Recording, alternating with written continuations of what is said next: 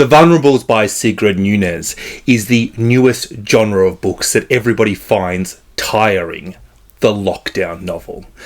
And if you want a book that is so boring as to remind you why you were tempted to cut your own hair for entertainment, then this is the book. This book has even less focus than a 4 p.m. marketing meeting on Zoom with drinks. It is a book which is intentionally lacking in plot so that you can focus on other things like the characters, which are also intentionally lacking, maybe so you can focus on the author's witty insight, which such musings as the novel is the easiest form of writing. If it's so easy, Sigrid, why can't you do it? I recommend this for potential writers hoping to learn how not to write stream of consciousness and budget-conscious readers who need to practice their anger control. A book that is trying to be profound, but with all the profundity of a regurgitated wet lump of custard, and with all the subtlety of said lump too. Speaking of books where authors could learn how not to write something, if you want to learn how not to write plot, then Come and Get It by Kylie Reid is what you should be studying. Reid's follow-up to her excellent debut novel, Such a Fun Age, is kind of like Humanity, disappointing. Another author who I have previously loved is Bree Lee, but her fiction debut novel, The Work, didn't. You know it's poor when the best part of a literary fiction novel is the smut. But the smut does read like porn versus a love story. And look, I'm tired, I'm old, I'm cranky and a curmudgeon. I'm not reading a sex scene to get excited. I want meaning, vulnerability, connection, exploitation, power dynamics.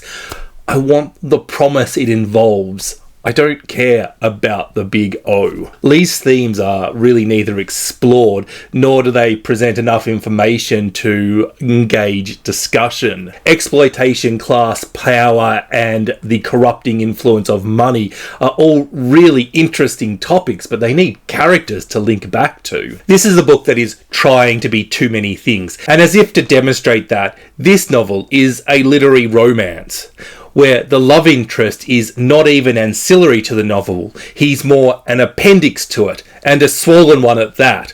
Unless you are reading this book for the smut, and then he's a different appendage that is also swollen. The Blue Beautiful World by Karen Lord had countless people asking, is this the right book when it was longlisted for the Woman's Prize? The reviews from the Woman's Prize judges didn't seem to match this novel, but I think the grimmest reviews of this book came from a select combination of literary fiction and science fiction readers who both assumed that this book was intended for the other group, all of who got very little out of this novel. My quickest DNF this year had to go to Thunderhead by Miranda Darling, a book which Virginia Woolf may have called pretentious.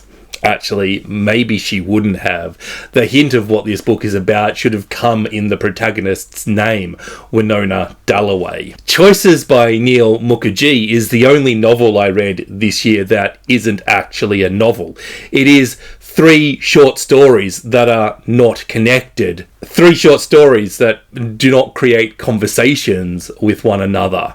In this book, Mukherjee laments of the lack of fiction where 2 people are having conversations about issues but have the opposing points of view, a particularly tiresome form of fiction that we are best off without, I think. However, Mukherjee would disagree with that and is successful in only demonstrating why this type of literature is horrible. The relationships between the characters become completely unbelievable. The conversations are stilted and overly theoretical. They're not trying to be plot-inducing, but they're not thought-provoking either. They're basic. This novel reads like everything that is crap about modern classics, but without any of the skillful writing that makes a novel a classic. This book is the literary equivalent of giving a corpse a cuddle, lacking in warmth and with a bad smell. 2 thoroughly disappointing translated novels I read this year were Earth Eaters by Dolores Reyes and Of Cattle and Men by Anna Paula Mayer. Books completely lacking in believability, with holes in their basic plot that are so gaping that they run an increased risk of Prolapse. I have no idea why these novels were marketed as a horror either. They were not in the least bit scary. The biggest disappointment, however, this year has to be the Booker Prize. It was so bad that they had to announce Ayobami Adebayo and Roddy Doyle as judges for 2025 to win me back, which actually really excites me, and it feels really delusional to say, but 2025 is going to be a good long list. But Held by Anne Michaels was not a good book. It is a book I DNF'd prior to the Booker Prize long listing of it because it was just so disjointed and boring. But I thought I would give it a second shot, and I actually managed to finish it. An achievement, even though it was only 100 pages long. It's a novel that brought up memories of being sick as a child and being forced to drink that medicine with the fake cherry flavour. And how do you take, with the possible exception of mangoes, the best fruit of them all and make it taste so horrible? Now, I'm not really sure, but it must be similar to the process of taking a book about war, trauma, love and human connections and making it mind-numbingly boring by removing all traces of character from it, or story for that matter. This Strange Eventful History by Claire Massoud is the worst name for a book ever. How does an author write a 450-page novel without a single event? Vaguely connected short accounts of the history of a family. I can't even call these events stories because that implies a beginning, middle, and most damning in Massoud's case, an ending. That point where you're reading a book and you're not sure what the book's doing yet, you're not sure where it's going, and you're hoping the author's just going to start to bring all of these things together and it's about to get good. That's where Massoud stops writing. This was a family history vanity project. Interesting to Massoud and her family because they'll be familiar with the characters and the stories to begin with. But I'm not sure what it's doing getting published, and I'm even less sure how anybody would give this book any more than 2 stars, unless they are an incredibly nice person. Honestly, there must be some reviews out there that say, 3 stars, this book didn't punch me in the face. But the worst book I read all year was Enlightenment by Sarah Perry. There are 5 broad reasons people like books: plot, characters, themes, setting, and writing. And the only one of them that were present in this book was writing, which happened to be, of the 5 elements, the one done the worst.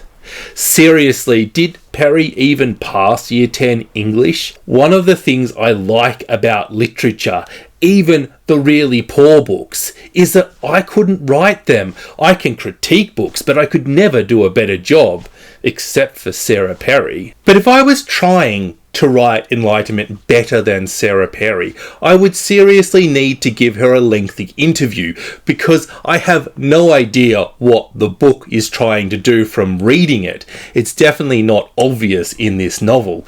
This is a book that reads like somebody said to ChatGPT, write me a novel and make the sentences long-winded. This book is the literary equivalent of cleaning your own oven, a horrible chore, one that you should be congratulated for upon completion. I think it's always good to consider arguments from the other side, and as such, this video has been my attempt to convince you that book burning is sometimes okay. My next video will be about my favourite reads of 2024, some book love as a form of penance for this mean-spirited video. Normally I would say subscribe, but maybe I should be begging you not to unsubscribe. A big thank you to all of my wonderful patrons for their support. Bye bye.